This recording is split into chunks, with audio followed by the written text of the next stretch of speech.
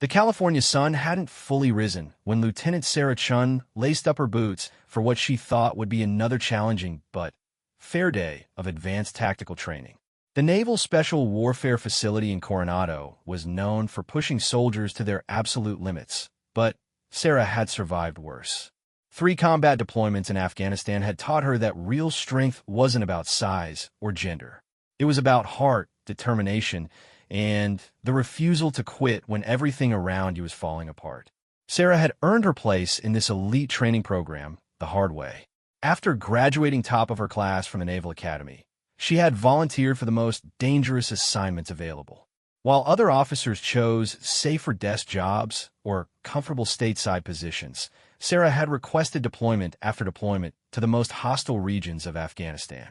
She had led convoys through IE-laden roads, coordinated medical evacuations under heavy fire, and earned the respect of every soldier who served under her command. Her service record spoke volumes.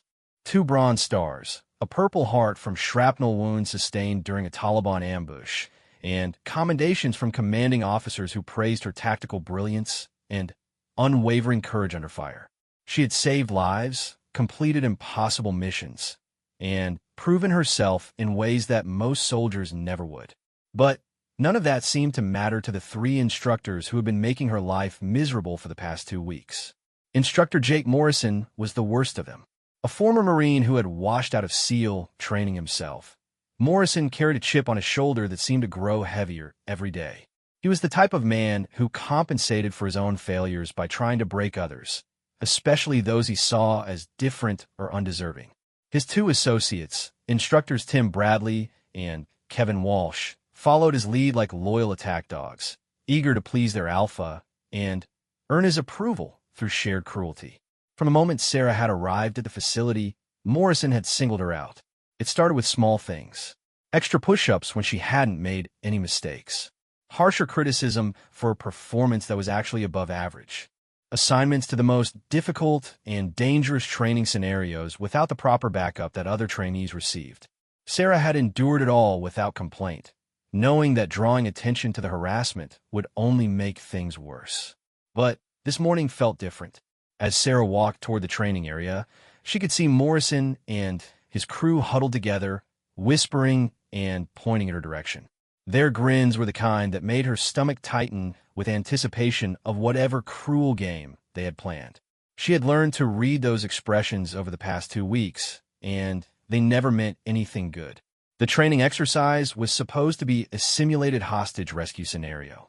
Teams of 4 would work together to navigate an obstacle course that included mud pits, rope climbs, and tactical shooting stations. The goal was to reach the end within a specific time limit while maintaining accuracy and teamwork. It was exactly the kind of challenge Sarah excelled at, combining her natural athletic ability with the tactical knowledge she had gained through years of real combat experience. Morrison approached her with that familiar smirk that never seemed to leave his face when he looked at her. Well, Lieutenant Chun, ready for some real training today? This isn't like those easy assignments you probably got overseas. This is where we separate the real warriors from the pretenders. Sarah kept her expression neutral, though every word stung. Morrison had no idea what she had faced overseas. He had never held a dying soldier in his arms while calling for a medical evacuation that might not come in time. He had never made split-second decisions that meant the difference between life and death for dozens of people. He had never stared down enemy fighters while protecting a convoy of vehicles carrying supplies to isolated outposts. But Sarah didn't respond to his provocation.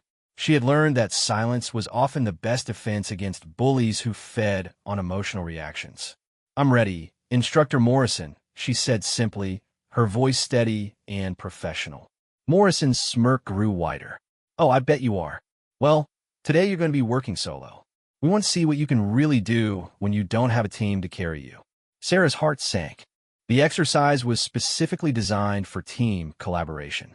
Running it alone would be nearly impossible, and Morrison knew it. The other trainees were already forming their groups, chatting excitedly about strategy and tactics. Sarah would be attempting something that was meant for 4 people to accomplish together. "Instructor, the parameters specified team-based execution," Sarah said carefully, trying to keep any hint of challenge out of her voice. Morrison stepped closer, invading her personal space in a way that was clearly meant to intimidate. "Are you questioning my training methods, Lieutenant? Because if you think you know better than the instructors here, maybe you don't belong in this program at all." Bradley and Walsh moved to flank Morrison, creating a wall of intimidation that felt more like a street gang confrontation than professional military instruction. Sarah could feel the eyes of other trainees on her, some looking sympathetic, but none willing to intervene and risk becoming targets themselves. The social dynamics of military training were harsh and unforgiving. Drawing attention to yourself by defending someone else was often seen as a sign of weakness that could doom your own career. "No, instructor. I'll complete the exercise as directed," Sarah replied, maintaining her composure despite the sick feeling growing in her stomach. Morrison leaned even closer, his breath hot against her ear as he whispered just loud enough for his associates to hear, but quiet enough that others couldn't catch his words. "Good girl. Maybe you're finally learning your place around here. Don't worry, sweetheart. When you wash out of this program, I'm sure you can find some nice desk job where you belong." The words hit Sarah like physical blows, but she refused to give Morrison the satisfaction of seeing her react. She had endured worse treatment from enemy combatants who had captured her during a reconnaissance mission that had gone wrong in her second deployment. Taliban fighters had tried to break her spirit with insults, threats, and psychological torture, but she had maintained her composure until rescue arrived 3 days later.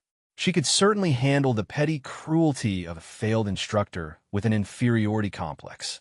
What Morrison and his crew didn't know was that their harassment hadn't gone completely unnoticed. Senior Chief Marcus Rodriguez had been watching from a distance, observing the training exercises as part of his supervisory duties. Rodriguez was a legend in the special operations community, a career Navy SEAL with over 20 years of service and a reputation for both battlefield excellence and unwavering integrity. He had earned his rank through countless missions that remained classified, operations that had shaped the course of modern warfare in ways that the public would never know. Rodriguez had been quietly investigating reports of inappropriate conduct in the training program for several weeks. There had been whispers among the enlisted personnel, complaints from trainees who had dropped out citing harassment rather than physical inability, and concerning patterns in the failure rates of certain demographic groups. As someone who had dedicated his life to the principle that merit was the only qualification that mattered in combat, Rodriguez was deeply troubled by what he was discovering. From his observation post on a nearby hill, Rodriguez could see Morrison's intimidation tactics clearly through his binoculars. He watched as Sarah was isolated from the other trainees and given an impossible solo assignment. He saw the body language of Morrison and his associates, the predatory way they circled her like wolves around wounded prey. Most importantly, he recognized the quiet dignity with which Sarah accepted the unfair treatment, a quality that reminded him of the best soldiers he had served with over the years. Rodriguez had done his homework on every trainee in the program. Sarah Chin's file had impressed him more than most. Her combat record was genuinely outstanding, filled with the kind of achievements that most soldiers could only dream of. Her psychological evaluations showed remarkable resilience and stress management capabilities. Her physical fitness scores were consistently in the top 10% of all trainees, male or female. There was absolutely no legitimate reason for her to be receiving the treatment he was witnessing. As Sarah prepared for her solo attempt at the team exercise, Rodriguez made a decision that would change everything. He activated his recording equipment, standard gear that instructors use to review training performance and identify areas for improvement. But today, Rodriguez would be documenting something very different. He would be gathering evidence of behavior that had no place in any professional military environment, let alone an elite training program that was supposed to represent the very best of American fighting forces. The obstacle course began at a starting line marked with yellow paint on cracked asphalt. Sarah could see the complete route stretching out before her like a gauntlet designed to test every aspect of physical and mental toughness. The first section involved crawling under razor wire through thick, sticky mud that would slow down her movement and sap her energy. After that came a rope climb up a 30-foot tower, followed by a sprint across unstable logs suspended over a water pit. The final challenge was a tactical shooting exercise that required both speed and precision under stress.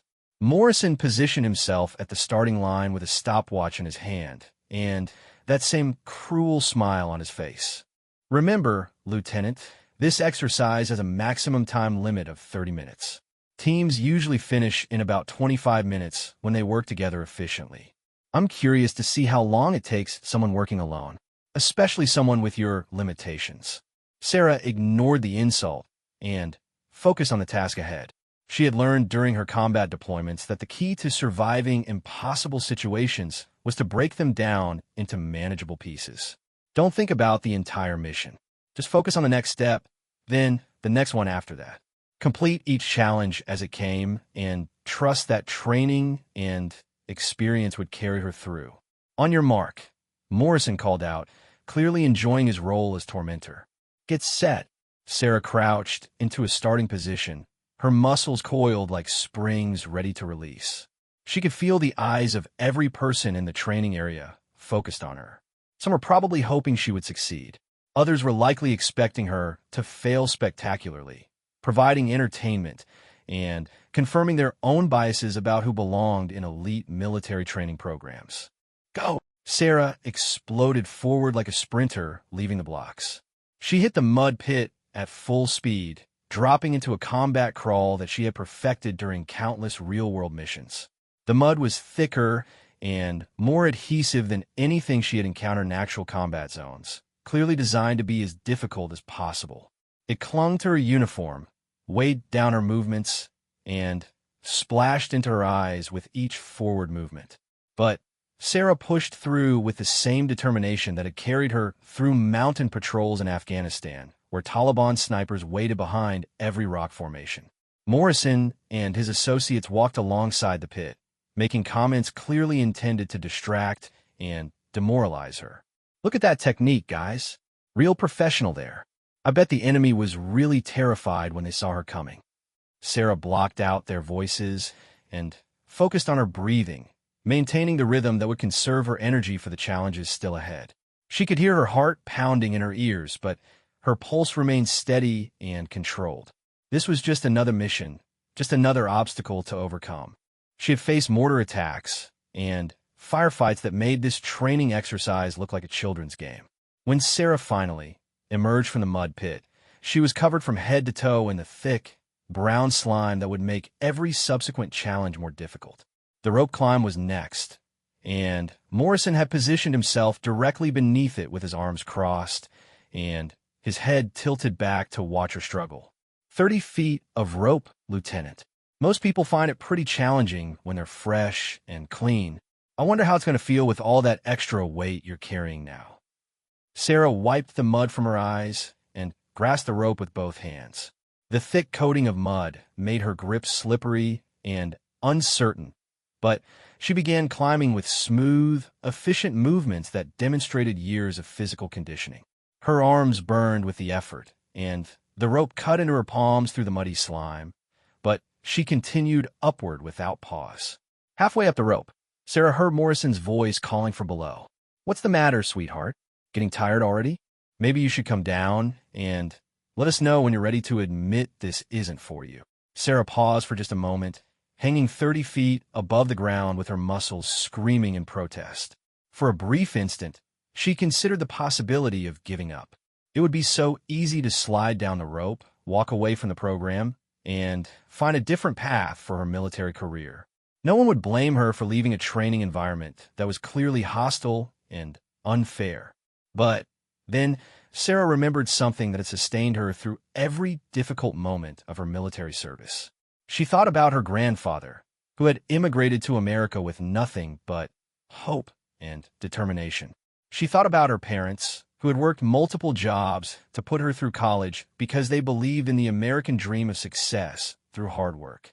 Most importantly, she thought about every young woman who might follow in her footsteps, who might face similar challenges, and need an example of someone who had refused to quit when things got difficult. With renewed determination, Sarah resumed her climb. Her hands were bleeding now, leaving small red marks on the rope that mixed with the mud covering her palms. Her shoulders felt like they were on fire, and her legs trembled with exhaustion from the crawl through the mud pit. But she continued upward, one hand over the other, until she finally reached the platform at the top of the tower. From her elevated position, Sarah could see the entire training facility spread out below her. She could see other teams of trainees working together to complete their exercises, supporting each other and sharing the workload as the training was intended. She could see Morrison and his associates far below, looking up at her with expressions of surprise and annoyance that she had made it this far. Most importantly, Sarah could see a figure in the distance that she hadn't noticed before.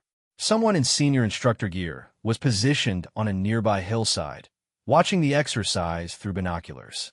Even from this distance, Sarah could tell that the observer was focused on her training area rather than any of the other exercises taking place around the facility. Sarah didn't know it yet, but Senior Chief Rodriguez was documenting every moment of her ordeal. His recording equipment was capturing Morrison's inappropriate comments, the unfair modification of the exercise parameters, and Sarah's remarkable performance under impossible conditions. The evidence he was gathering would soon change everything, not just for Sarah, but for every trainee who had suffered under Morrison's corrupt leadership. But for now, Sarah was focused on completing her mission. She rappelled down the backside of the tower and moved toward the next challenge, a series of logs suspended over a water pit that required perfect balance and coordination to navigate. Her muddy boots made the task even more dangerous, but Sarah approached it with the same methodical determination she had shown throughout the exercise. As she stepped onto the first log, Sarah could hear Morrison's voice calling from the side of the pit. "This should be entertaining, boys. Let's see how graceful our little princess is when she hits the water." But Sarah didn't hit the water. She moved across the logs with the fluid balance of someone who had spent years navigating treacherous mountain terrain while carrying full combat gear. Her movements were smooth and controlled, even with the extra weight of mud-soaked clothing and the fatigue from the previous challenges. She reached the other side of the pit without incident, leaving Morrison and his associates looking frustrated and disappointed. The final challenge was a tactical shooting exercise that required both speed and accuracy under pressure. Sarah would need to hit targets at various distances while moving through a simulated urban environment filled with obstacles and distractions. It was the kind of challenge she had faced countless times in real combat situations, where missing a shot could mean the difference between completing a mission successfully and losing innocent lives. Morrison handed her a weapon with obvious reluctance, clearly hoping she would fail this final test and vindicate his treatment of her throughout the program. 20 targets, Lieutenant. You'll have 10 minutes to navigate the course and engage all hostile targets while avoiding the civilian ones. Most teams split this up with different members taking different sections. Should be interesting to see how you handle it solo. Sarah checked the weapon quickly, ensuring it was properly loaded and functioning. Her movements were professional and efficient, showing the muscle memory that came from years of handling firearms in high-stress situations. She had qualified as an expert marksman with multiple weapon systems and had never missed a critical shot during her combat deployments. The shooting course was designed like a small town, with building facades, alleyways, and hidden positions that could conceal both targets and threats. Sarah moved through it with tactical precision, using cover effectively and engaging targets with quick, accurate shots that demonstrated her exceptional skill level. Each hostile target went down with a single round, while she carefully avoided the civilian targets that were interspersed throughout the course to test judgment and fire discipline. As Sarah moved through the final section of the course, she could hear Morrison's voice becoming more and more frustrated with each successful engagement. "Lucky shots," he muttered to his associates. "Anyone can hit paper targets. Real combat is different." Sarah almost smiled at the irony of his comment. Morrison had never experienced real combat, while she had spent 3 years in active war zones where every shot had real consequences. Paper targets were actually much easier than the moving, shooting enemies she had faced during Taliban ambushes and insurgent raids on coalition bases. When Sarah engaged the final target and completed the course, Morrison checked his stopwatch with obvious disbelief. 28 minutes and 15 seconds, he announced reluctantly. All targets successfully engaged with no civilian casualties. Sarah had completed the team exercise in just over 3 minutes longer than the average time for a four-person team. Working alone, carrying extra weight from the mud pit, and facing constant harassment from the instructors, she had achieved a performance that should have earned recognition and respect. Instead, Morrison looked like he was searching for reasons to criticize her accomplishment. Not bad for a solo run, Morrison said grudgingly, but the time was still outside optimal parameters. A real team could have done it faster. Sarah nodded politely, though she wanted to point out that a real team would have had the advantage of 4 people sharing the workload, while she had completed every challenge entirely on her own. She also wanted to mention that her time would have been even better if she hadn't been forced to navigate the extra difficulties created by the modified exercise parameters and the constant stream of distracting comments from the instruction staff. But Sarah said nothing. She had learned that arguing with bullies usually made things worse, and she was committed to completing the training program despite the obstacles being placed in her path. She would endure whatever harassment Morrison and his associates could devise, and she would prove through her actions that their prejudices and assumptions were completely wrong. What Sarah didn't know was that her ordeal was about to end sooner than she expected. Senior Chief Rodriguez had seen enough to take action, and his intervention would change everything for every trainee in the program. The evidence he had gathered would expose a pattern of corruption and abuse that went against everything the military was supposed to stand for. As Sarah cleaned her weapon and prepared for the next training evolution, she had no idea that her worst day in the program was about to become the beginning of something much better. Justice was coming, and it would arrive in the form of a senior instructor who refused to tolerate the kind of behavior he had witnessed.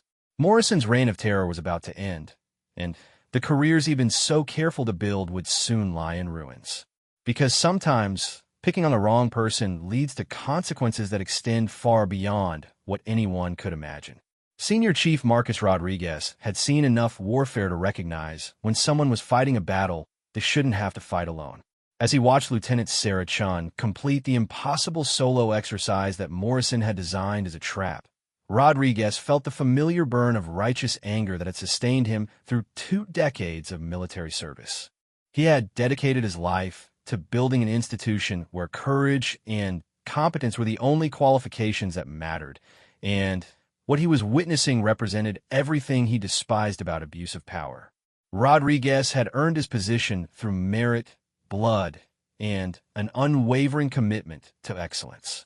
His service record read like a catalog of American military operations over the past 20 years. He had been part of the team that hunted high-value targets in the mountains of Afghanistan during the early days after September 11th. He had led rescue operations in Iraq that saved hundreds of coalition personnel from impossible situations. He had trained foreign military units in counterterrorism tactics that were still being used to protect innocent civilians around the world. But perhaps most importantly, Rodriguez had always believed that the strength of any military unit came from the character of its individual members, not their appearance or background. He had served alongside soldiers of every race, gender, and social class, and he had learned that courage and competence could come in any package. The best sniper he had ever worked with was a quiet woman from rural Montana who could hit targets at distances that seemed impossible. The most effective intelligence analyst in his unit had been a gay man from San Francisco who could see patterns that escaped everyone else. The toughest soldier he had ever known was a former gang member from Detroit who had transformed his life through military service. What mattered in combat was whether someone could be trusted to do their job when lives were on the line. Everything else was just noise, the kind of superficial nonsense that had no place in a professional fighting force. Rodriguez had spent years trying to instill this philosophy in younger instructors, but apparently his message hadn't reached everyone in the command structure. As Rodriguez reviewed the footage he had captured during Sarah's exercise, his anger grew with each frame. He could see Morrison's deliberate sabotage clearly, from the impossible solo assignment to the constant stream of harassment designed to break her concentration. He could document the unfair modifications to standard training protocols and the obvious bias that violated every principle of professional military instruction. But what impressed Rodriguez most was Sarah's response to the abuse. He had seen her service record, and he knew she had faced real danger in actual combat zones. She could have easily destroyed Morrison's credibility by pointing out his own failures and lack of combat experience. Instead, she had maintained her professionalism and focused on completing her mission despite impossible odds. That kind of character was exactly what the military needed in its leaders, and exactly what Morrison was trying to destroy. Rodriguez made his way down from the observation hill toward the training area, his mind already formulating the investigation that would expose Morrison's corrupt leadership. He had seen enough evidence to justify immediate action, but he wanted to gather additional testimony from other trainees who had suffered similar treatment. Building a comprehensive case would ensure that Morrison and his associates couldn't escape consequences through bureaucratic maneuvering or claims of isolated incidents. When Rodriguez reached the training area, he could see Sarah methodically cleaning her weapon while Morrison and his crew huddled together nearby, clearly planning their next round of harassment. Other trainees were completing their team exercises with the kind of mutual support and professional instruction that should have been standard throughout the program. The contrast between Morrison's group and the rest of the facility was stark and damning. Rodriguez approached Sarah with the measured stride of someone accustomed to command authority. His presence immediately caught the attention of everyone in the area, from the other trainees to Morrison and his associates. Senior chiefs didn't usually involve themselves in routine training exercises unless something significant was happening. Lieutenant Chun, Rodriguez said formally, his voice carrying the kind of authority that commanded instant respect. I'd like to review your performance on that exercise. Would you join me for a debrief? Sarah looked up with surprise, clearly not expecting attention from someone of Rodriguez's rank and reputation. She had heard stories about the senior chief from other trainees, tales of legendary missions, and uncompromising standards that had shaped the special operations community for decades. Being called for a personal debrief by Rodriguez was either a very good sign or a very bad one. Yes, Senior Chief, Sarah replied, securing her weapon and falling in a step beside Rodriguez as he led her away from the training area. Rodriguez noticed Morrison watching their departure with obvious anxiety. The instructor's confident smirk had been replaced by the worried expression of someone who suddenly realized his actions might have consequences. Morrison whispered something to Bradley and Walsh, who both looked equally concerned about the unexpected development. Rodriguez led Sarah to a quiet area overlooking the Pacific Ocean, where they could speak privately without being overheard by other personnel. The location was one of Rodriguez's favorite spots on the base, a place where he often came to think about difficult decisions and plan complex operations. The sound of waves crashing against the rocks below provided a peaceful backdrop that contrasted sharply with the tension of the morning's events. Lieutenant, I want you to know that I observed your entire exercise this morning. Rodriguez began, his tone professional but warm. I was conducting routine evaluations of training protocols, and I saw some things that concerned me greatly. Sarah remained at attention, unsure how to respond to Rodriguez's statement. She had no idea whether his concerns related to her performance or to something else entirely. Military protocol demanded that she wait for specific questions before offering any commentary on the morning's events. At ease, Lieutenant, Rodriguez said, recognizing her uncertainty. This isn't a formal disciplinary session. I want to have an honest conversation about what I witnessed today, and I need your perspective on some patterns I've been investigating. Sarah relaxed slightly, but maintained her professional bearing. How can I help, Senior Chief? Rodriguez studied her for a moment, taking in her muddy uniform, bleeding hands, and the quiet dignity that had impressed him throughout the morning's ordeal. Tell me about your experience in this training program, Lieutenant. Have you received the kind of professional instruction and fair treatment that every service member deserves? The question hung in the air between them, loaded with implications that could affect Sarah's entire military career. She knew that Rodriguez was offering her an opportunity to report the harassment she had been enduring, but she also understood the potential consequences of making formal complaints against instructors. Military culture could be unforgiving toward those who were perceived as unable to handle difficult training environments. Sarah chose her words carefully, trying to balance honesty with the pragmatic realities of military politics. Senior Chief, the training has been challenging, which I expected. I understand that elite programs are designed to push people to their limits. Rodriguez nodded, appreciating her diplomatic response while recognizing what she wasn't saying directly. Lieutenant, I've been in this business for over 20 years, and I've seen training programs that were both challenging and fair. I've also seen environments where personal bias and unprofessional conduct were disguised as legitimate instruction. Based on what I observed this morning, I have serious concerns about which category applies to your experience here. Rodriguez paused, allowing his words to sink in before continuing. I saw you complete a team exercise designed for 4 people, working entirely alone, while carrying additional weight from unnecessary modifications to the standard protocol. I watched you achieve a time that would be impressive for a full team, despite facing constant harassment and distraction from instructional staff. That tells me everything I need to know about your capabilities and character. Sarah felt a wave of relief wash over her as she realized that Rodriguez had understood exactly what had happened during the exercise. Someone in authority had finally seen the truth about Morrison's behavior, and she wasn't going to have to fight this battle completely alone. More importantly, Rodriguez continued, I have video documentation of everything that occurred this morning. Instructor Morrison's comments, the unauthorized modifications to training parameters, and your exceptional performance under impossible conditions. This evidence will be part of a comprehensive investigation into training protocols and instructor conduct. Rodriguez could see the emotional impact of his words on Sarah's face. For the first time since arriving at the facility, she wasn't completely alone in recognizing the injustice of her treatment. Someone with the authority to take meaningful action was on her side. Lieutenant Shun, I want you to understand something clearly, Rodriguez said, his voice taking on the tone of a mentor rather than a superior officer. The behavior you've endured from Morrison and his associates has nothing to do with legitimate training standards and everything to do with personal prejudice that has no place in our military.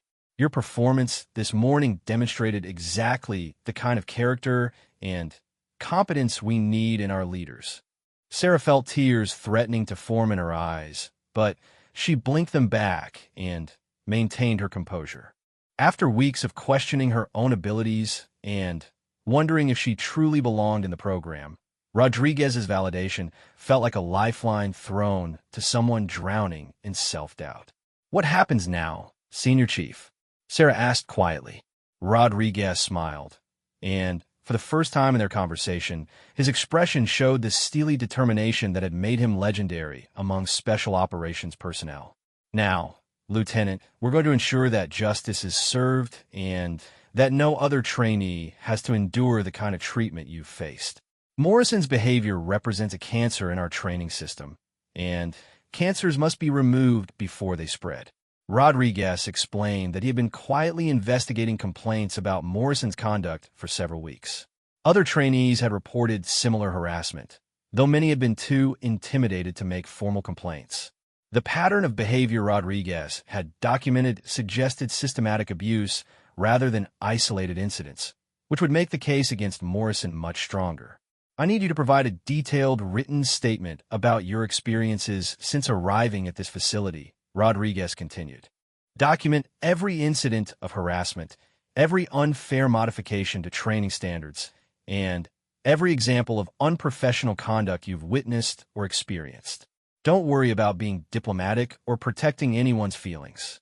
I need the unvarnished truth.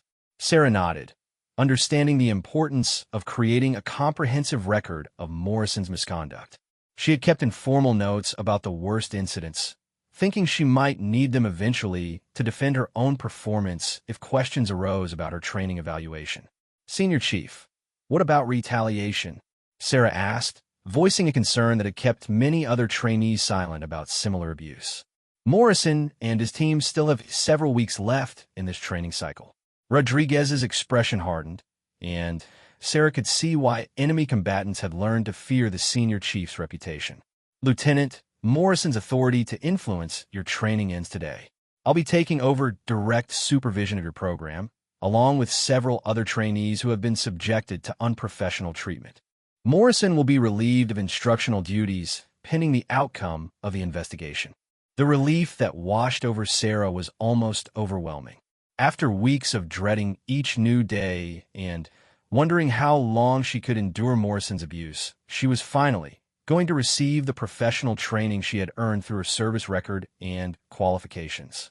There's something else you should know, Rodriguez added.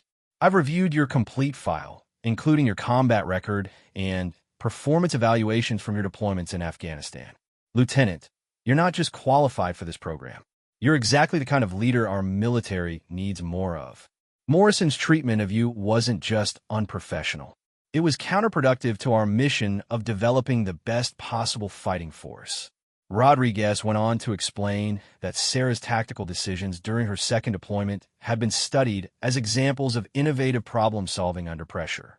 Her leadership during a complex evacuation operation had saved dozens of lives and earned commendations from multiple commanding officers. Her psychological resilience and stress management capabilities were rated in the top 5% of all personnel evaluated.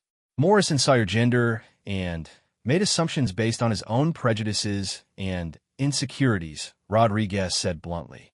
He never bothered to look at your actual record or evaluate your genuine capabilities. That kind of lazy, biased thinking is exactly what gets people killed in real operations. As they talked, Rodriguez began to understand the full extent of Morrison's corrupt leadership. Sarah described incidents where other trainees had been subjected to similar harassment, particularly those from minority backgrounds or anyone Morrison perceived as different from his narrow definition of what a soldier should look like. The instructor had created a toxic environment where fear and intimidation replaced professional development and mutual respect. Senior Chief, there's something else, Sarah said hesitantly. Morrison has been bragging to his associates about forcing people to drop out of the program. He keeps a list of trainees he's targeting, and he seems to take pride in breaking people who he thinks don't belong here.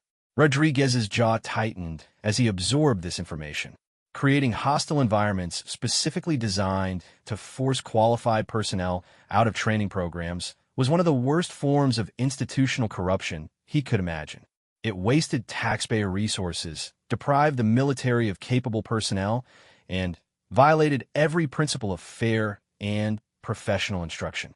Lieutenant, I want you to understand that what Morrison has been doing isn't just wrong on a personal level, Rodriguez explained. It's a threat to our national security. Every qualified person he drives out of this program is someone who won't be available to serve in critical operations. Every prejudice he acts on makes our entire force weaker and less capable. Rodriguez began outlining the investigation process that would follow. Morrison and his associates would face formal charges of conduct unbecoming, abuse of authority, and violation of military equal opportunity policies. The case would be reviewed by senior commanders who had zero tolerance for the kind of behavior Rodriguez had documented. Depending on the findings, Morrison could face anything from administrative punishment to criminal charges under the Uniform Code of Military Justice. What about the other trainees who suffered under Morrison's leadership? Sarah asked, thinking about fellow soldiers who had endured similar abuse, but might not receive the same justice she was being offered. Every case will be reviewed, Rodriguez assured her. Anyone who is subjected to harassment or unfair treatment will have their training evaluations corrected and their records cleared of any negative marks that resulted from Morrison's misconduct. Some trainees who were forced to drop out may be offered the opportunity to return and complete the program under proper supervision. As their conversation continued, Rodriguez shared some of his own experiences with prejudice and institutional barriers during his early military career. He had faced discrimination as a Hispanic soldier in units where diversity wasn't always welcomed or respected. He had learned that the only way to combat systemic bias was through unwavering professionalism and the courage to speak truth to power when necessary. Lieutenant, I want you to remember something important, Rodriguez said as their meeting began to wind down. You didn't create this situation, and you're not responsible for fixing the broken attitudes that led to it. Your only responsibility is to continue performing at the high level you've demonstrated throughout your military career. Leave the justice and accountability to people like me who have the authority to ensure it happens. Rodriguez stood up and gazed out at the Pacific Ocean, where naval vessels conducted training exercises that would prepare them for missions around the world. This investigation is going to send a message throughout our training command that excellence and integrity are the only standards we accept. Morrison's behavior has been a stain on our reputation, and removing that stain is necessary to maintain the trust and respect our institution has earned. As they prepare to return to the training area, Rodriguez had one final message for Sarah. Lieutenant, over the next few weeks, you're going to see what proper military training looks like. You're going to be challenged, pushed to your limits, and evaluated according to the highest professional standards. But you're also going to be treated with the respect and fairness that every service member deserves. I think you'll find that real training is actually much more effective than the abuse you've been enduring. Sarah felt a renewed sense of purpose and confidence as they walked back toward the facility. For the first time since arriving at the program, she was genuinely excited about the training challenges ahead. Instead of wondering what new harassment Morrison would devise, she could focus on demonstrating her capabilities and continuing to develop her skills as a military leader. As they approached the training area, Sarah could see Morrison watching their return with obvious anxiety. The instructor's earlier confidence had completely evaporated, replaced by the worried expression of someone who suddenly realized that his actions had serious consequences. Bradley and Walsh stood beside him, clearly unsure about what Rodriguez's intervention meant for their own futures. Rodriguez walked directly to Morrison with the purposeful stride of someone accustomed to decisive action. Instructor Morrison, report to my office immediately. You're being relieved of training duties, pending an investigation into your conduct and methods. Morrison's face went pale as he realized the magnitude of his situation. Senior Chief, I don't understand. Is this about the training exercise? I was just maintaining high standards. Rodriguez cut him off with a look that could have frozen hell itself. Instructor Morrison, you will report to my office now. We'll discuss your understanding of professional standards in detail during your formal interview. As Morrison reluctantly followed Rodriguez toward the administrative building, Sarah could see other trainees watching with expressions of surprise and relief. Word would spread quickly through the facility that the toxic instructor who had made so many people miserable was finally facing consequences for his actions. For the first time in weeks, Sarah felt like she could breathe freely. Justice was finally coming to a program that had been corrupted by prejudice and abuse of power. The worst chapter of her training experience was ending, and the best was about to begin. The investigation into instructor Jake Morrison's conduct began within hours of Senior Chief Rodriguez's intervention, and what started as documentation of harassment against one trainee quickly expanded into something much larger. Rodriguez had suspected that Morrison's behavior represented a broader pattern of institutional corruption, but even he was surprised by the scope of misconduct that came to light as other victims found the courage to speak up. The formal interview with Morrison took place in a sterile conference room that had been converted into a temporary investigation facility. Morrison sat across from Rodriguez and two other senior officers, his earlier arrogance completely replaced by nervous energy and desperate attempts to justify his actions. The confident instructor who had tormented Sarah Chun for weeks was now fidgeting with his hands and avoiding direct eye contact with his interrogators. Instructor Morrison, Rodriguez began, his voice carrying the formal tone of official military business. You're here to answer questions about your training methods and interactions with program participants. You have the right to have legal counsel present during this interview. Do you wish to exercise that right? Morrison shook his head quickly, apparently believing he could talk his way out of the situation without involving lawyers. No, Senior Chief. I have nothing to hide. I've been conducting training according to established protocols, and maintaining the high standards this program is known for.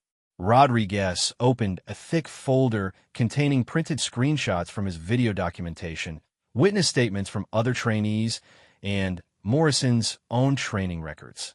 The evidence was overwhelming, but Rodriguez wanted to give Morrison the opportunity to explain his actions before formal charges were filed. "Let's start with this morning's exercise involving Lieutenant Shun," Rodriguez said, sliding a photograph across the table that showed Sarah crawling through the mud pit while Morrison and his associates stood nearby. "Can you explain why Lieutenant Shun was required to complete a team exercise working entirely alone?" Morrison straightened in his chair, apparently thinking he was on solid ground with this question. "Lieutenant Shun has been struggling with teamwork and collaboration skills. I modified the exercise to help her develop independence and self-reliance." Rodriguez made notes on a legal pad while maintaining his neutral expression. Morrison's answer was exactly what he had expected, a post hoc rationalization that attempted to frame harassment as legitimate training methodology. "Instructor Morrison, can you show me in the training manual where individual completion of team exercises is authorized as a remedial measure?" Rodriguez asked, knowing full well that no such authorization existed. Morrison hesitated, realizing he had walked into a trap. "Well, Senior Chief, the manual gives instructors discretion to modify exercises based on individual trainee needs." "That's correct," Rodriguez acknowledged.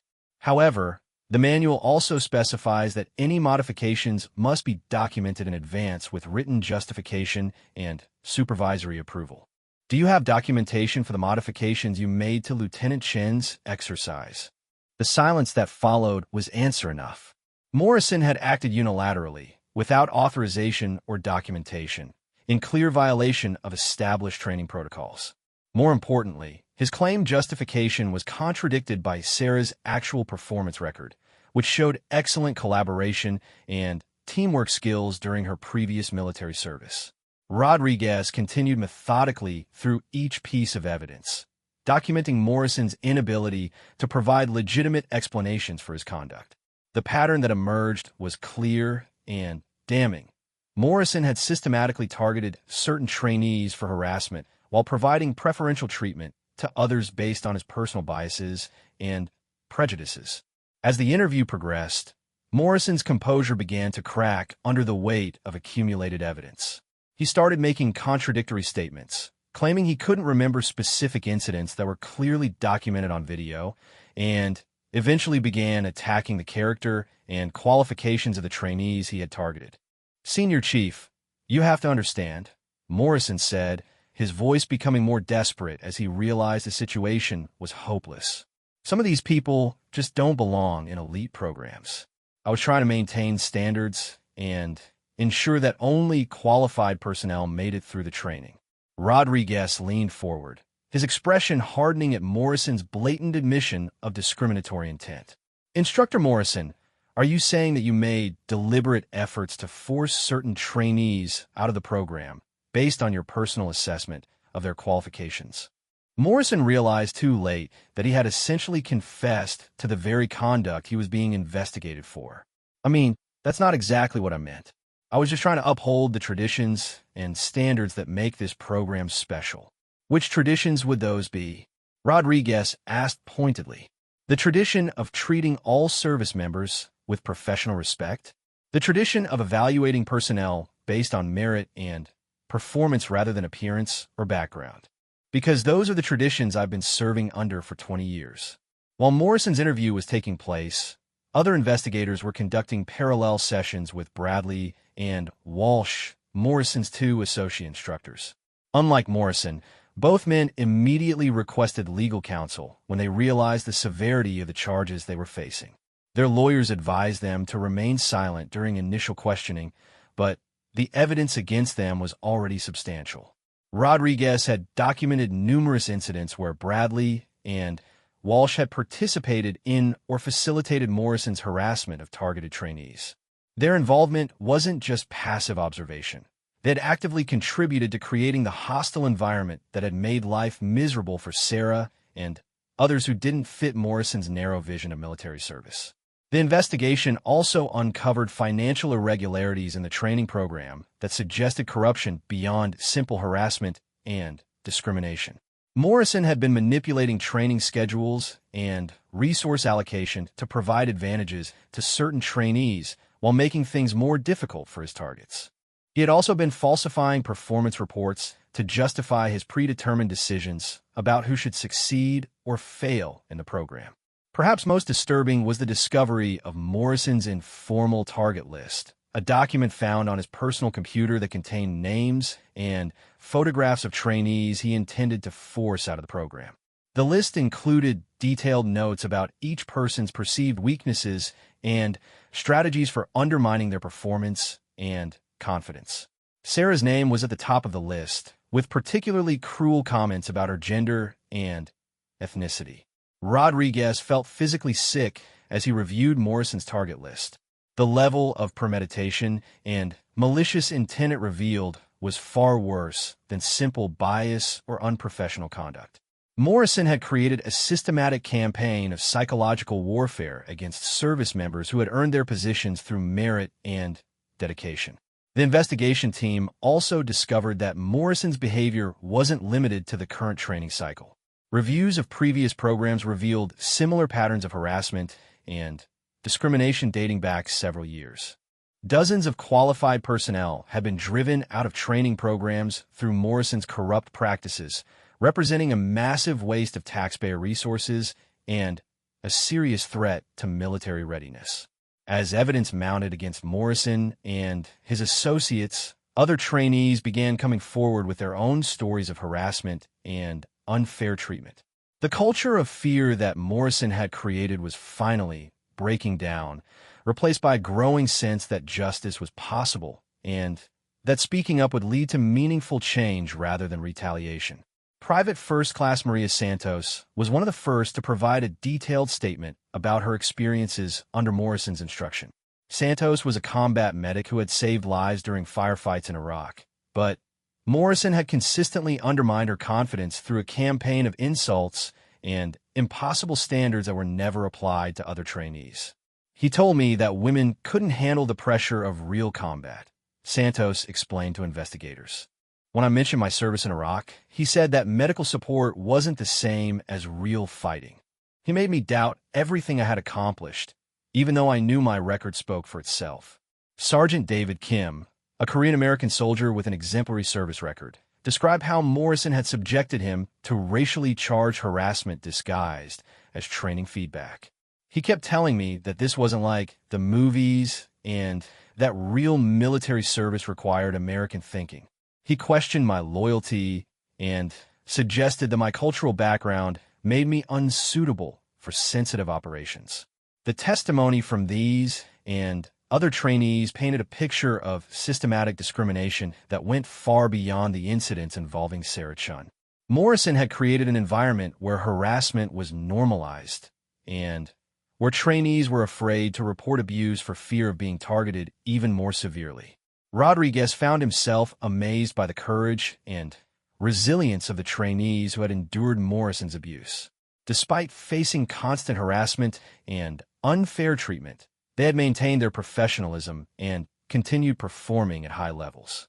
Their character and determination stood in stark contrast to Morrison's petty cruelty and corrupt leadership. As the investigation expanded, it attracted attention from higher levels of military command. General Patricia Williams, the commander of all Special Operations training programs, personally reviewed the evidence that Rodriguez had gathered. Her reaction was swift and decisive. This level of misconduct represents a complete betrayal of military values and traditions, General Williams announced during a briefing with Rodriguez and other senior staff. We will not tolerate any form of discrimination or harassment in our training programs, and those responsible will face the full consequences of their actions.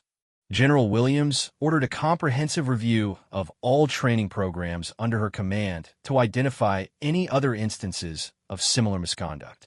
She also implemented new oversight procedures to prevent future incidents and ensure that all personnel receive the professional treatment they deserved. The legal proceedings against Morrison moved quickly once the investigation was complete. Military prosecutors charged him with conduct unbecoming an officer, abuse of authority, discrimination, and violation of federal civil rights laws. The evidence was so overwhelming that Morrison's lawyers immediately began negotiating a plea agreement rather than risk a court-martial that would likely result in even harsher punishment. Bradley and Walsh faced similar charges, though their lawyers argued they were following Morrison's orders rather than acting independently. The military justice system rejected this defense, holding that all service members have a responsibility to refuse illegal orders and report misconduct when they encounter it. While the legal process played out, Rodriguez focused on repairing the damage that Morrison's leadership had caused to the training program. He implemented new protocols for instructor selection and training, emphasizing the importance of professional conduct and equal treatment for all trainees. He also established anonymous reporting systems that would allow future complaints to be investigated quickly before they could escalate into systematic abuse. Most importantly, Rodriguez personally reviewed the cases of every trainee who had been affected by Morrison's misconduct. Several soldiers who had been forced to drop out of previous training cycles were offered the opportunity to return and complete their programs under proper supervision. Others received corrected performance evaluations that reflected their actual capabilities rather than Morrison's biased assessments. Sarah Chen's case received special attention during this remedial review. Rodriguez discovered that Morrison had been systematically downgrading her performance reports despite her excellent actual performance in all training exercises. The corrected evaluation showed that Sarah was not only qualified for the program, but was actually performing at the top of her class in most categories. Lieutenant Shun, Rodriguez said during a private meeting to discuss her corrected records, "I want you to see what your performance reports should have looked like if they had been evaluated fairly from the beginning." Sarah reviewed the corrected documents with amazement. Instead of the marginal ratings that Morrison had assigned her, the fair evaluations showed consistent excellence across all training categories. Her tactical knowledge, physical fitness, leadership potential, and stress management all received the highest possible ratings. "Senior Chief, this is incredible," Sarah said, struggling to process the dramatic difference between Morrison's false reports and the accurate assessments. "I was starting to believe that maybe I really wasn't qualified for this level of training." Rodriguez shook his head firmly. "Lieutenant, Morrison's goal was to make you doubt your own abilities. That's a classic tactic used by people who want to maintain control through psychological manipulation. Your actual performance has been outstanding from day one." The investigation also revealed that Morrison's targeting of Sarah hadn't been random. He had specifically selected her because her excellent service record and obvious qualifications threatened his narrative that certain types of people couldn't succeed in elite military programs. By driving out a highly qualified woman with an exemplary combat record, Morrison could point to her failure as evidence supporting his prejudiced beliefs. "Morrison saw you as a threat to his worldview," Rodriguez explained. "If you succeeded in the program, it would prove that his assumptions about gender and military service were completely wrong. So he tried to ensure your failure through sabotage rather than honest evaluation." As news of Morrison's downfall spread throughout the military community, it sent a powerful message about the consequences of discrimination and abuse of authority. Other instructors who might have been engaging in similar conduct suddenly became much more careful about their professional behavior, knowing that the military was serious about enforcing equal opportunity policies. The case also attracted attention from military equality advocacy organizations and women's rights groups who praised the thorough investigation and swift justice that followed Rodriguez's intervention. Sarah found herself being featured in military publications as an example of resilience in the face of institutional discrimination. But for Sarah, the most meaningful outcome of the investigation wasn't the public recognition or the corrected records. It was the knowledge that her experience had led to changes that would protect other service members from facing similar abuse. Morrison's reign of terror was over, and future trainees would receive the professional instruction and fair treatment that the military was supposed to provide. As the investigation concluded and Morrison awaited his court-martial proceedings, Rodriguez reflected on the broader lessons that emerged from the case. The incident had demonstrated both the worst and best aspects of military culture, the capacity for institutional bias and abuse of power, but also the strength of systemic accountability when leaders were willing to enforce proper standards. This case reminds us that defending our values isn't just about fighting external enemies, Rodriguez told his staff during a training session on professional conduct. Sometimes the greatest threats to our mission come from within, from people who let prejudice and personal agenda override their duty to serve with honor and integrity. The investigation into Morrison's conduct was complete, but its consequences would continue reverberating through the military training system for years to come. Changes in policy, oversight procedures, and instructor accountability would help prevent similar incidents in the future, ensuring that merit rather than bias determined who succeeded in elite military programs. For Sarah Chun, the investigation had transformed her worst experience into a catalyst for positive change. She had not only survived Morrison's harassment, but had helped expose a pattern of corruption that threatened the integrity of military training. Her courage in enduring the abuse and eventually speaking truth to power had made the entire institution stronger and more just. The court-martial of Jake Morrison took place 6 weeks after Senior Chief Rodriguez's initial intervention, and the proceedings attracted unprecedented attention from military leadership and media outlets covering military justice issues. The case had become a symbol of institutional accountability and the military's commitment to rooting out discrimination and abuse of authority at all levels of command. Morrison entered the courthouse in dress blues that could no longer hide his fallen status. The confident instructor who had once terrorized trainees now walked with the defeated posture of someone who understood that his military career was effectively over. His legal team had advised him to accept a plea agreement rather than face the full evidence at trial, but Morrison's arrogance had prevented him from recognizing the hopelessness of his situation until it was too late. The prosecution was led by Colonel James Mitchell, a seasoned military attorney who specialized in cases involving abuse of authority and discrimination. Mitchell had reviewed Rodriguez's evidence package and concluded that Morrison's case represented one of the most clear-cut examples of systematic misconduct he had encountered in 15 years of military legal practice. The evidence in this case demonstrates a pattern of deliberate harassment, discrimination, and abuse of authority that strikes at the heart of military professionalism, Colonel Mitchell announced during his opening statement. The defendant systematically targeted service members based on gender, race, and personal bias while falsifying official records to cover up his misconduct. Morrison's defense attorney, Captain Lisa Reynolds, faced an almost impossible task in trying to defend her client against the overwhelming evidence that had been assembled. Her strategy focused on portraying Morrison as a dedicated instructor who had made mistakes in judgment rather than someone who had deliberately engaged in discriminatory conduct. My client's training methods may have been unorthodox, but they were motivated by a genuine desire to maintain the high standards that make our military the finest fighting force in the world, Captain Reynolds argued. Instructor Morrison believed he was preparing trainees for the harsh realities of combat, not engaging in harassment or discrimination. The prosecution's case began with Senior Chief Rodriguez taking the witness stand to describe his investigation and the evidence he had gathered. Rodriguez's testimony was precise and devastating, methodically documenting each example of Morrison's misconduct with video evidence, witness statements, and official records that contradicted Morrison's false claims about training protocols.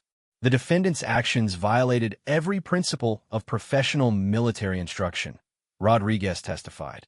He created unauthorized modifications to training exercises, engaged in systematic harassment of selected trainees, and falsified performance reports to support his predetermined decisions about who should succeed or fail in the program.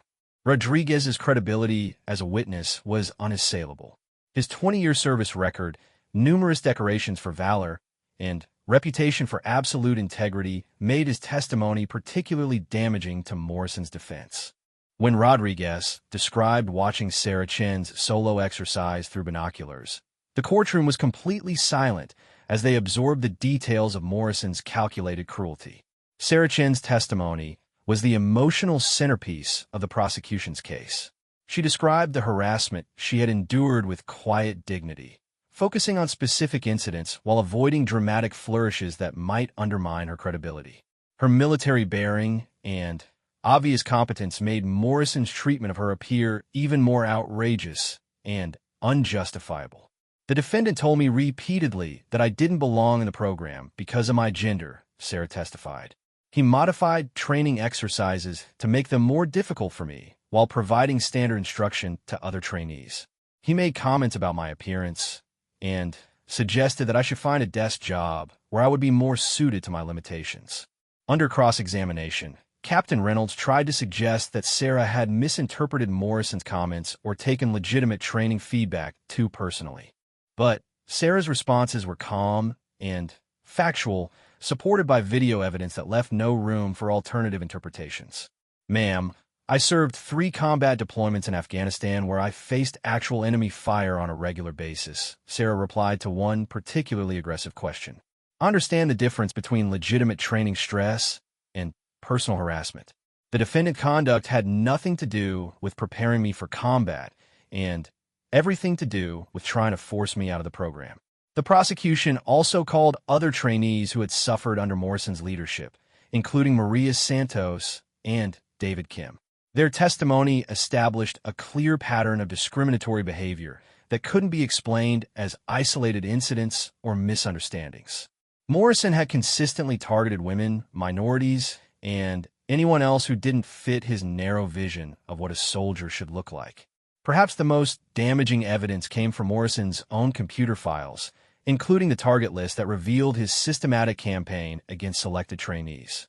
When the prosecution displayed Morrison's cruel comments about Sarah and other targets, several members of the court-martial panel visibly reacted with disgust and anger. The target list contained entries like, "Chun, typical diversity hire, will crack under pressure if pushed hard enough. Focus on physical challenges and teamwork exercises where her weaknesses will be exposed." Similar entries for other trainees revealed Morrison's calculated approach to harassment and his complete disregard for actual performance or qualifications. Bradley and Walsh had already accepted plea agreements in exchange for their testimony against Morrison, but their admissions of guilt further undermined any claims that Morrison's conduct was within normal training parameters. Both men described how Morrison had explicitly instructed them to participate in harassment activities and had threatened their own careers if they refused to cooperate. Morrison told us that maintaining unit cohesion required weeding out people who didn't belong. Bradley testified reluctantly. He said that official policies were too restrictive and that experienced instructors needed to use their judgment about who could handle real military service. The prosecution demonstrated that Morrison's judgment was based entirely on prejudice rather than any legitimate assessment of capability or performance. Sarah Chin's combat record was far more impressive than Morrison's own service history, and her training performance under fair evaluation was consistently excellent. As the trial progressed, additional evidence emerged about Morrison's broader pattern of misconduct that extended beyond his treatment of individual trainees. Financial records showed that he had manipulated resource allocation to advantage certain trainees while making training more difficult for his targets. He had also violated federal regulations by maintaining unofficial files on trainees that included personal information and biased assessments. The defense's case was brief and ineffective, consisting mainly of character witnesses who testified about Morrison's dedication to military service and his reputation as a demanding but effective instructor. However, these testimonials were undermined by the overwhelming evidence of misconduct and the testimony of trainees who had suffered under his leadership. Morrison himself chose not to testify, apparently recognizing that his earlier statements during Rodriguez's investigation had already provided enough evidence for his conviction. His lawyers focused their closing arguments on seeking leniency in sentencing rather than disputing his guilt on the charges. The court-martial panel deliberated for less than 3 hours before returning with guilty verdicts on all charges. Morrison was convicted of conduct unbecoming an officer, abuse of authority, discrimination, violation of federal civil rights laws, and making false official statements. The comprehensive nature of his conviction ensured that there would be serious consequences for his misconduct. Sentencing proceedings revealed additional details about the scope of Morrison's impact on military training programs. Expert witnesses testified that his actions had forced at least 15 qualified service members out of training programs over a 3-year period, representing hundreds of thousands of dollars in wasted training resources and lost military capability. General Patricia Williams attended the sentencing hearing to deliver a victim impact statement on behalf of the military training system as a whole. Her testimony was a powerful condemnation of Morrison's betrayal of military values and the damage he had inflicted on institutional integrity.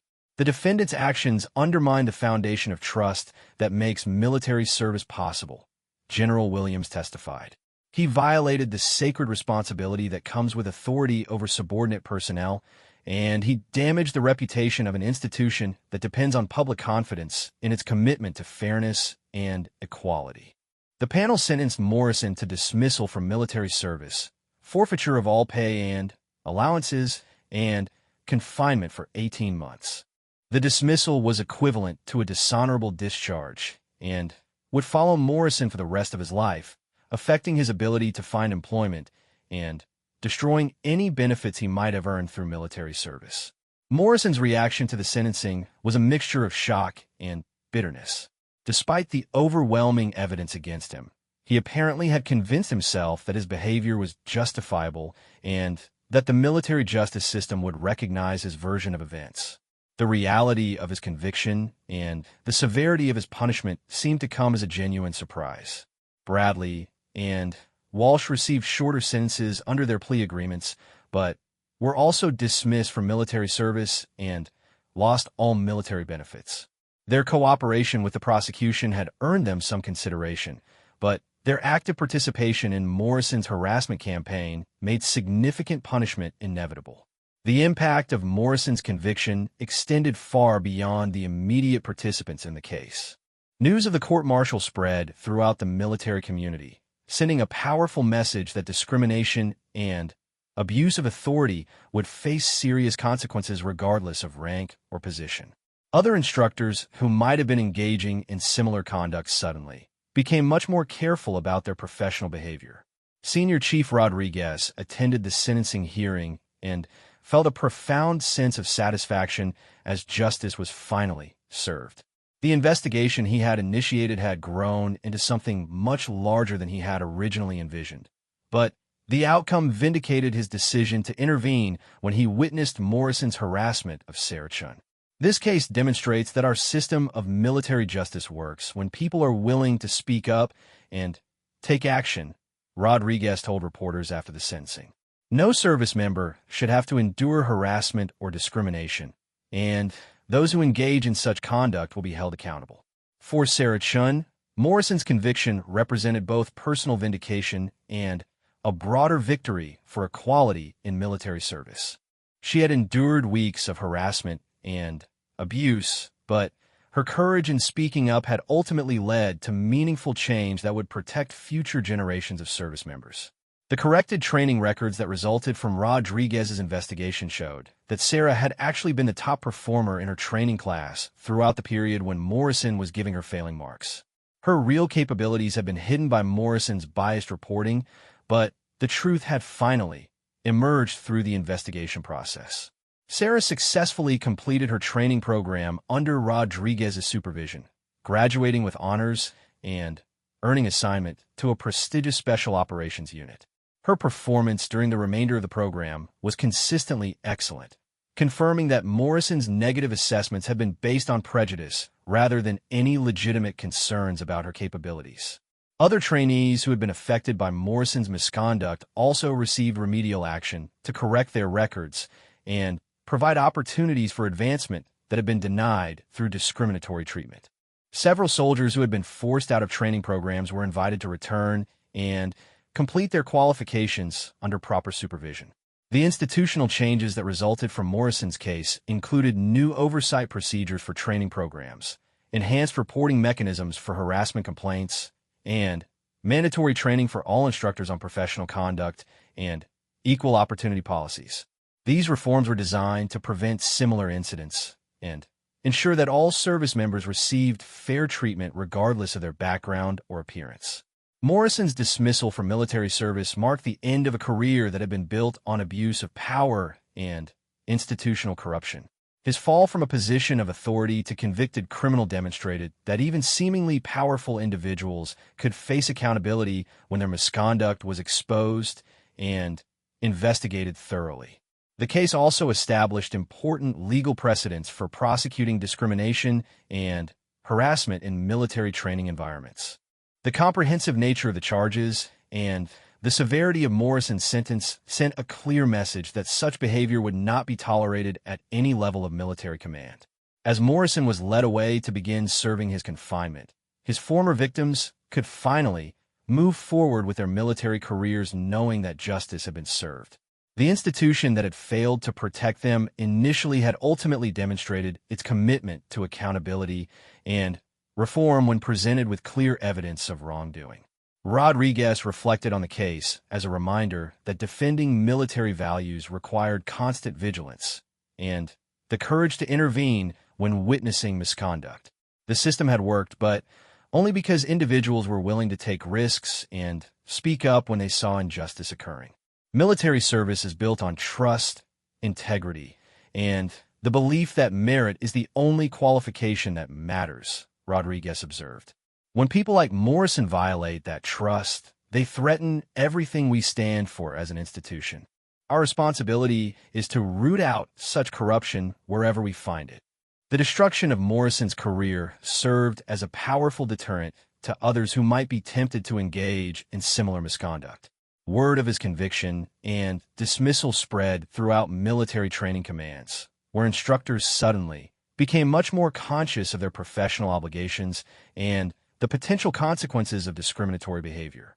For Sarah Chun and the other victims of Morrison's harassment, the court-martial represented the final chapter in a difficult ordeal that had ultimately made them stronger and more committed to their military service.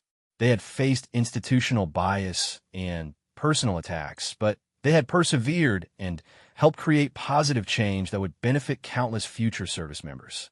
The military justice system had proven that it could hold abusers accountable when proper evidence was gathered and presented effectively. Morrison's conviction demonstrated that no one was above the law, regardless of their position or the institutional barriers that might initially protect them from accountability.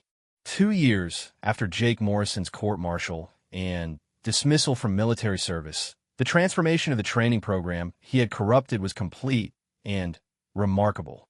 Lieutenant Sarah Chun stood at the graduation podium as the distinguished honor graduate of the most challenging special operations course in the military, preparing to address a new class of trainees who would benefit from the reforms that her courage had helped create.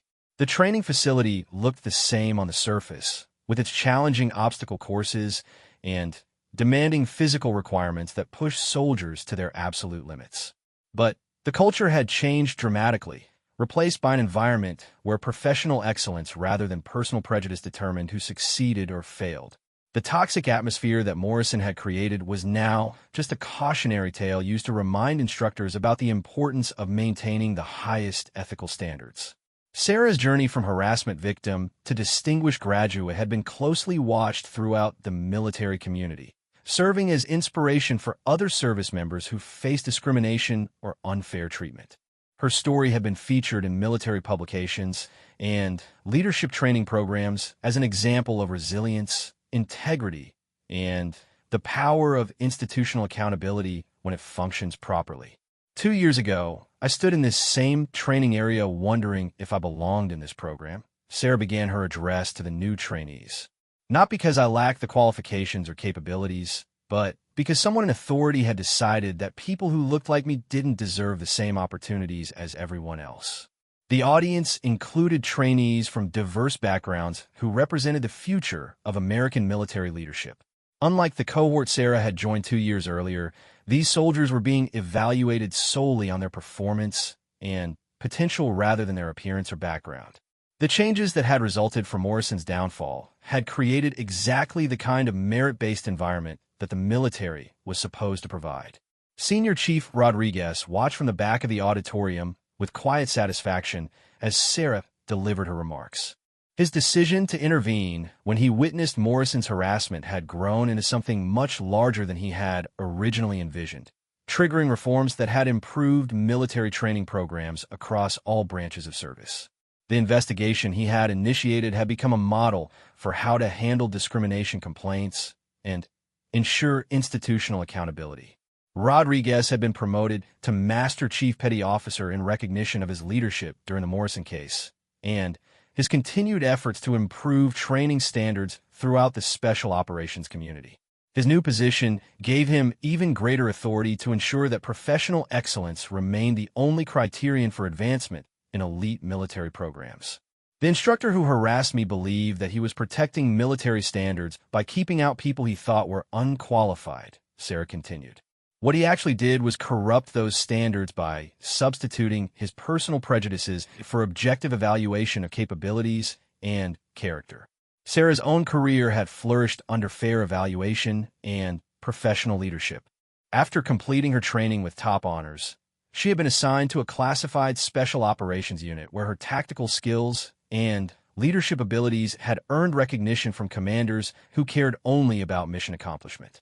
Her combat experience and analytical capabilities had made her an invaluable team member in operations that remained classified, but had contributed significantly to national security objectives. The changes at the training facility extended far beyond the removal of Morrison and his associates. New oversight procedures ensured that all training modifications were documented and approved by multiple levels of command before implementation. Anonymous reporting systems allowed trainees to report harassment or unfair treatment without fear of retaliation.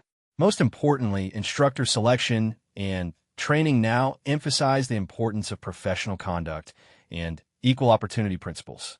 Instructor Maria Gonzalez exemplified the new generation of training personnel who had replaced Morrison's corrupt regime. Gonzalez was a former special operations soldier who had earned her position through outstanding performance in combat and demonstrated excellence in leadership development. She evaluated trainees based solely on their performance and potential, providing tough but fair training that prepared them for the challenges they would face in operational assignments. Under the old system, instructors like Morrison were more focused on confirming their own biases than developing the best possible soldiers. Gonzalez explained to new instructor candidates during orientation training. Our job is to identify and develop talent wherever we find it, not to impose artificial barriers based on irrelevant characteristics. The new training philosophy had produced measurably better results than Morrison's discriminatory approach. Graduation rates had increased significantly, while maintaining the same rigorous standards for physical fitness, tactical knowledge, and leadership potential. The diversity of successful graduates had expanded dramatically, bringing new perspectives and capabilities to special operations units that faced increasingly complex global challenges. Private First Class James Washington represented the type of trainee who might have been targeted under Morrison's leadership, but was now thriving under professional instruction. Washington was an African-American soldier from inner-city Detroit who had overcome significant personal challenges to earn his place in the elite training program. His street-smart intelligence and natural leadership abilities had been recognized and developed by instructors who cared about capability rather than background. 2 years ago, someone like me probably wouldn't have made it through this program, Washington told fellow trainees during a break between training exercises. Not because I wasn't qualified, but because the wrong people were making decisions about who deserved opportunities. The institutional changes had also attracted attention from senior military leadership who recognized that diversity of background and perspective was a strategic advantage in modern warfare. General Patricia Williams had been promoted to head all special operations training and had made equality of opportunity a central focus of her leadership philosophy. The greatest strength of American military forces has always been our ability to draw talent from every segment of society, General Williams announced during a ceremony recognizing the training facilities transformation. When we allow prejudice to override merit, we weaken ourselves and betray the principles that make our military the finest fighting force in the world. Morrison's own fate served as a continuing reminder of the consequences that awaited those who abused their authority and violated military values. After completing his confinement, he had been released from military custody and struggled to find civilian employment due to his dismissal and criminal conviction. His attempts to portray himself as a victim of political correctness had found little sympathy in a society that increasingly valued equality and professional conduct. The former instructor had attempted to write a book defending his training methods and attacking the military justice system that had convicted him, but publishers had shown little interest in his bitter complaints and self-serving justifications. His military pension and benefits had been forfeited due to his dismissal, leaving him to face the civilian job market with a criminal record and a reputation for discrimination and abuse of authority. Bradley and Walsh had faced similar consequences, finding their civilian career prospects severely limited by their military dismissals and the public attention their case had received. Their cooperation with prosecutors during Morrison's trial